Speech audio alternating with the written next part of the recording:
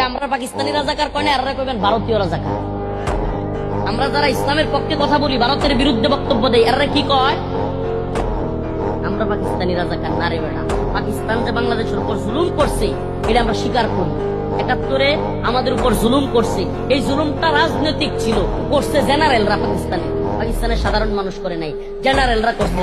এই সেনাবাহিনীর জেনারেলরা যেই আমাদের উপর জুলুম করছে, আজকে যারা চেতনা ট্যাবলেট বিক্রি করো, চেতনা, মুজিবের চেতনা, ৭১-এর চেতনা, বাঙালি চেতনা, এই চেতনা ব্যবসায়ীদেরকে বলি, এই আপনারা একটা প্রশ্ন করবেন এই চেতনা ব্যবসায়ীদেরকে। এই চেতনা ব্যবসায়ীরা, ৭১-এর চেতনা ট্যাবলেট বিক্রি করো, তোমাদের বাপ শেখ মুজিব ৭১ পরে বাংলাদেশ যখন স্বাধীন হয়েছে তখন পুট্টুরে বাংলাদেশ হয় না লাল গালিচা সংবর্ধনা কেন প্রশ্ন করবেন? চেতনার ব্যবসা করো। পাকিস্তানের প্রধানমন্ত্রী বট্টুরে বাংলাদেশে শেখ মুজিব কেন লাল গালিচা সংবর্ধনা দিল? তখন কোন চেতনা ছিল? ক্ষমতার চেতনা।